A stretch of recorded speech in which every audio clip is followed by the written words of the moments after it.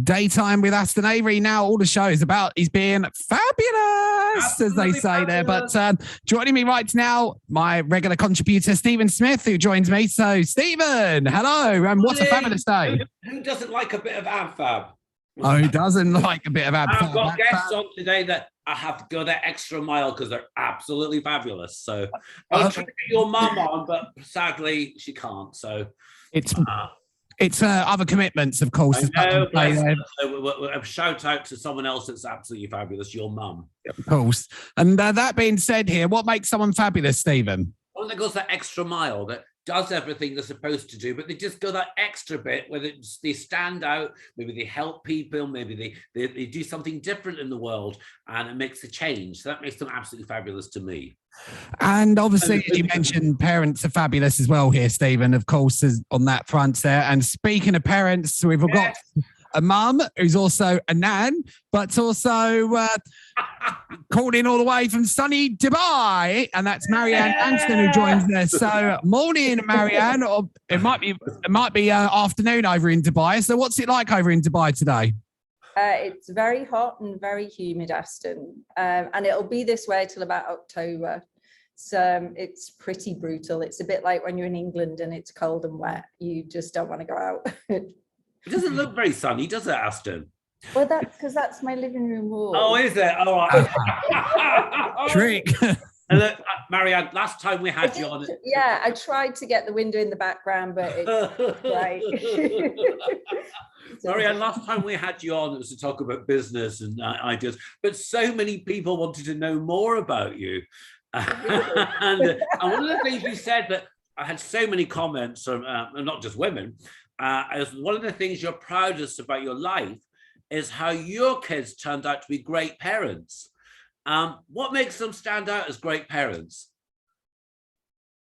I was thinking about this when you asked me, and I think I can't really point to one thing, but I think apart from being really loving, they picked really great partners who they work with. Yeah. They don't work against each other. Me and my ex-husband, we work against each other. It's not good for kids to be in that environment. And then they talk to the children a lot more. They make more time in their day. I was pretty much a single mum, and I think you can't do everything. You try to do everything. And I think, they prioritize their kids and spending that time with them. And you see the results. They're all such healthy, happy kids. And they're just lovely to be around. They're great company, but I am biased, obviously. And obviously, Marianne, you hit on something there that's really important.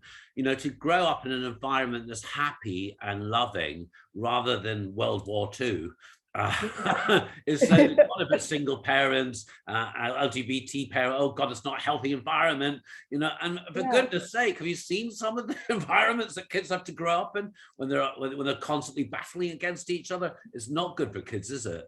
No, I think the more love you can get, the better. I mean, my daughter's gay, and her and her wife and their good friend who's a sperm donor, obviously all came together to create a beautiful Malachi. And he has like 3 sets of grandparents and, 3 sets of family.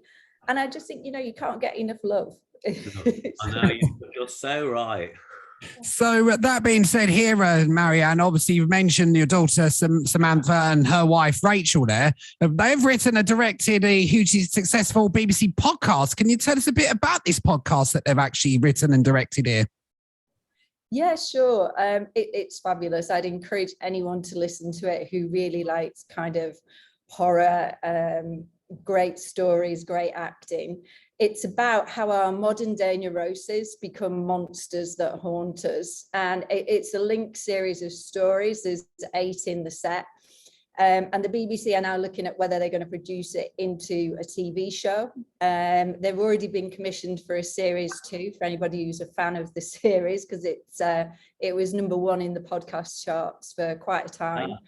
Yeah, so that it's really good. And of course, all of my grandchildren have acting roles in it. Even the baby is the crying baby in one of the episodes. So for me, when I listen to it, it's just great to see how, the creative process, and it you know, included them all. So, you know, podcasts become the big thing. I've just done Samantha Gearson's, who's also in the charts, podcast interview called "Daring to Be Different," and I have to say I was a little bit ignorant until Samantha did the podcast.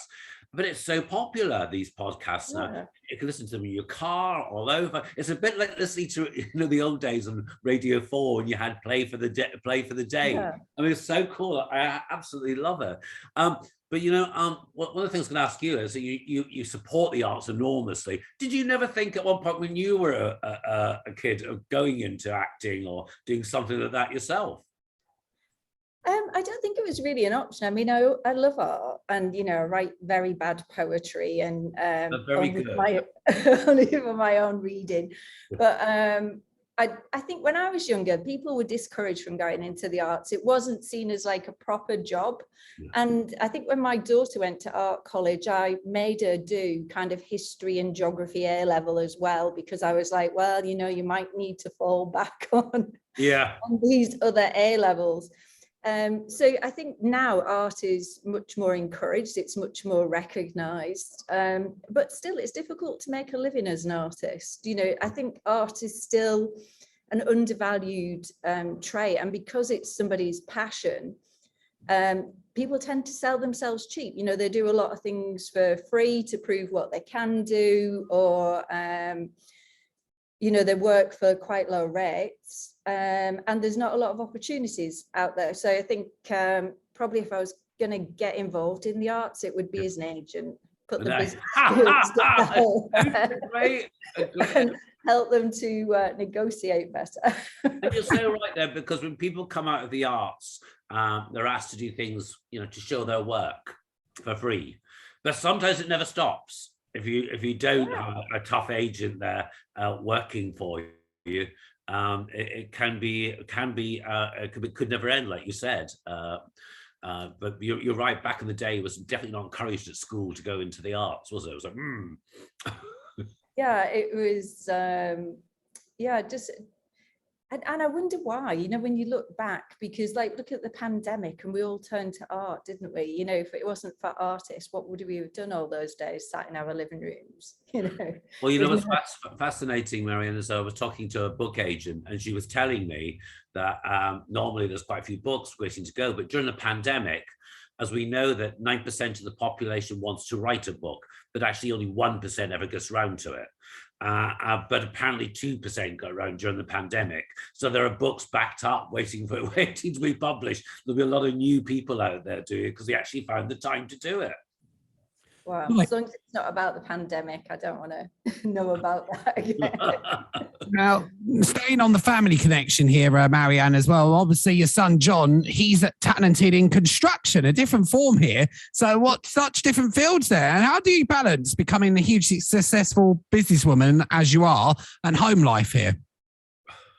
I don't know. I mean, I always, when I hear this question, I think nobody ever asks men this question. Because everyone kind of expects that, you know, somebody else will look after the kids.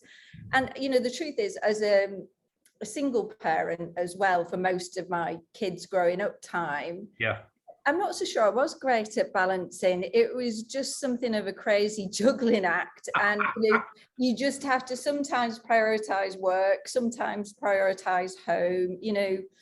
Things like when my mum got sick, I had to prioritize being at home, or when kids were, you know, needed some help, or when, you know, you're up for a promotion, you have to prioritize work. And I think the good place is to work, recognize that everybody in their life at some point needs some time back. You know, they need, whether it's to bring up a baby or look after aging parents or whatever, you need a bit of time. And anyone who thinks that they can, you know, be super mum, run a marathon and be the CEO of a company.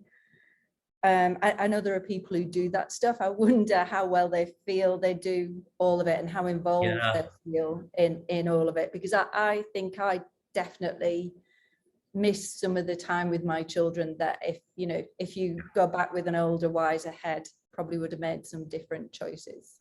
Yeah, but also the thing is, you have managed to afford them things they possibly couldn't have been able to have, like the education, you go Sam, etc. That, you know, if you didn't have that.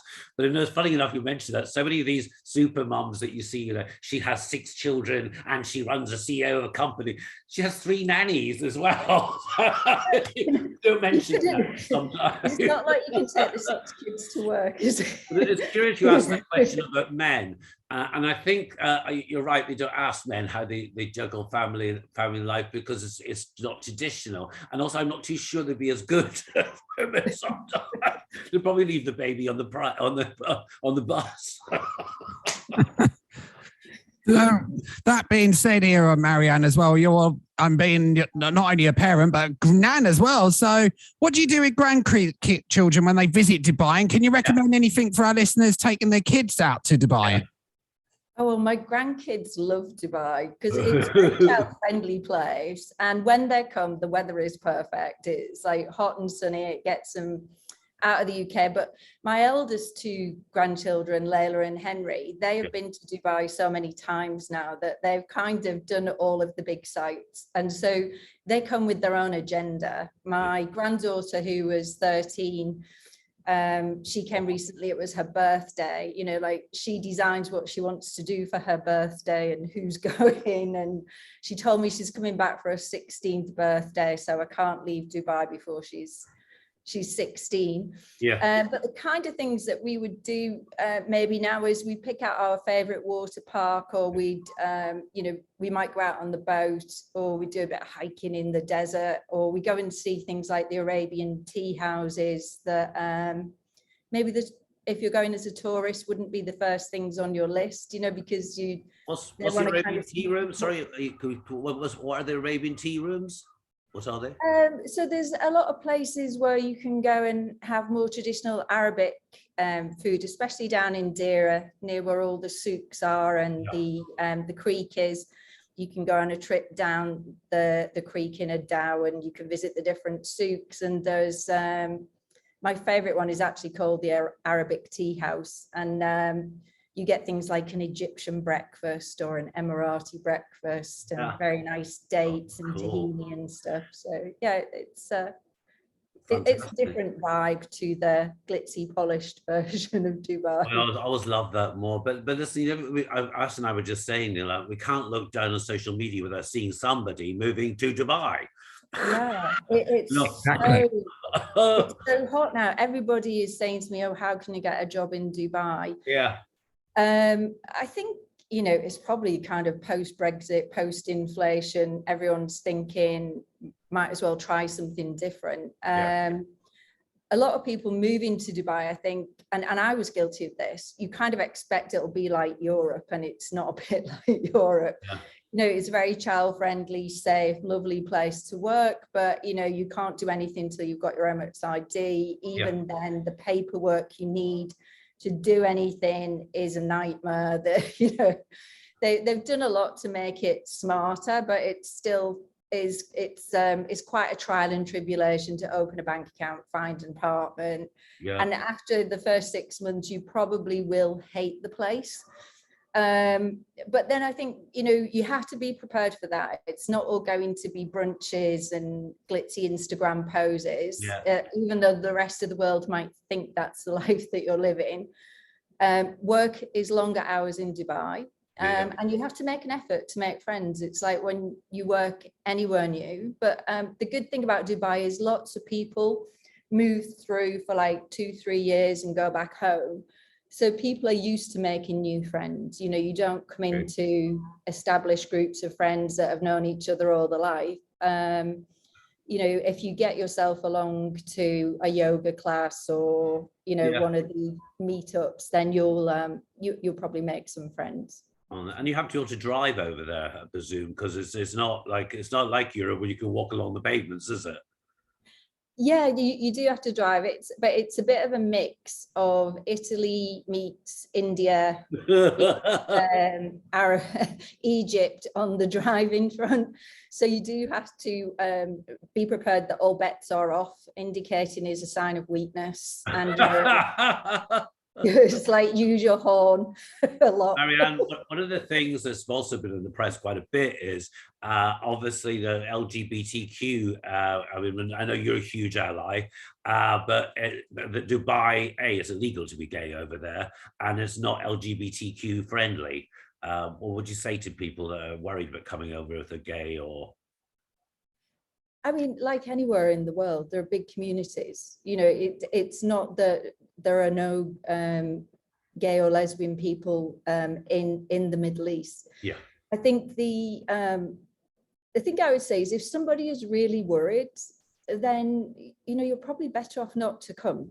Yeah. But if you are, and if you're straight even, and you're publicly, you know, if you get drunk and start snogging your boyfriend, yeah. you could get yourself into trouble in Dubai, because public displays of affection like that are not, you know, they're not tolerated from anyone. So you also have to be a bit clever.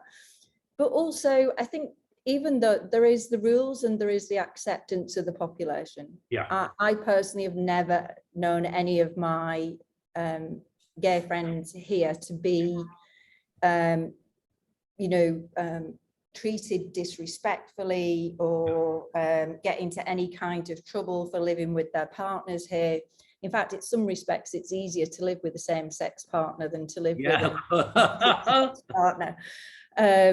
So, you know, and I mean, you know, Stephen, you've been here. Many a time, lovely time there.